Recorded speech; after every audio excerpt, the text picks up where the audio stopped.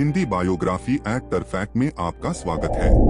अमृता प्रीतम 31 अगस्त 1919 31 अक्टूबर 2005 एक प्रखर भारतीय उपन्यासकार, निबंधकार और कवयित्री थीं, जो पंजाबी और हिंदी दोनों भाषाओं में अपने साहित्यिक योगदान के लिए जानी जाती हैं। पंजाबी साहित्य की एक प्रतिष्ठित हस्ती, उन्हें प्रतिष्ठित 1956 साहित्य अकादमी पुरस्कार से सम्मानित किया गया था।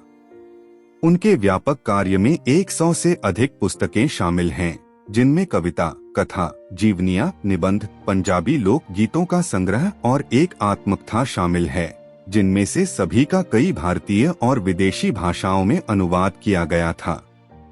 प्रीतम की स्थायी विरासत अक्सर उनकी मार्मिक कविता अज आखा वारिस शाह नू आज मैं वारिस शाह का आह्वान करता हूँ ओडे टू वारिस शाह से जुड़ी हुई है।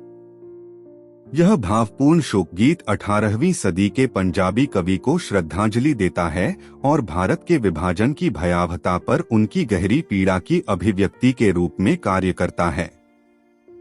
एक उपन्यासकार के रूप में अमृता प्रीतम 1950 में प्रकाशित अपने प्रभावशाली काम पिंजर द स्केलेटन के लिए सबसे प्रसिद्ध हैं।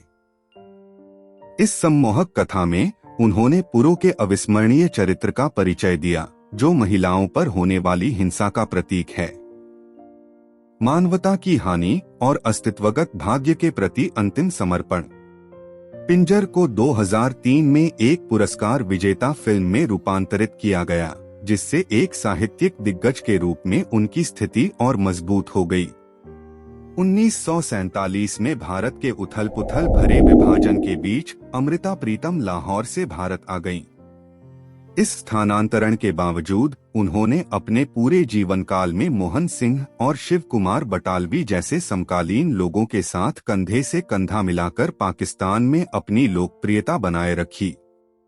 प्रीतम की महान रचना सुनेहदे नामक एक लंबी कविता ने उन्हें 1956 का साहित्य अकादमी पुरस्कार दिलाया, जिससे वह पंजाबी भाषा में काम के लिए यह सम्मान पाने वाली पहली और एकमात्र महिला बन गईं। 1982 में उन्हें कागज ते canvas the paper and the canvas के माध्यम से साहित्य में उत्कृष्ट योगदान के लिए भारत के सर्वोच्च साहित्यिक पुरस्कारों में से एक प्रतिष्ठित भारतीय ज्ञानपीठ से सम्मानित किया गया था। अपने शानदार करियर के दौरान अमृता प्रीतम ने कई राष्ट्रीय पुरस्कार और मान्यताएं हासिल की। उन्हें 1969 में पद्मश्री से सम्मानित किया गया। उसके बाद 2004 में भारत के दूसरे सर्वोच्च नागरिक पुरस्कार पद्म विभूषण से सम्मानित किया गया। उसी वर्ष उन्हें साहित्य अकादमी द्वारा प्रस्तुत भारत का सर्वोच्च साहित्यिक पुरस्कार मिला, जिसे साहित्य अकादमी फेलोशिप के रूप में जाना जाता है। यह फेलोशिप साहित्य के अमरों के लिए उनकी जीवन भर की उपलब्धियों की मान्यता के लिए आरक्षित है। अमृता प्रीतम की काव्य रचना भारत के विभाजन के साथ गहराई से जुड़ी हुई थी और उनकी कविताएं मानवीय पीड़ा, त्रासदी और लचीलेपन की गवाही देती हैं, जिसने इतिहास के उस उथल-पुथल भरे दौर को चिह्नित किया।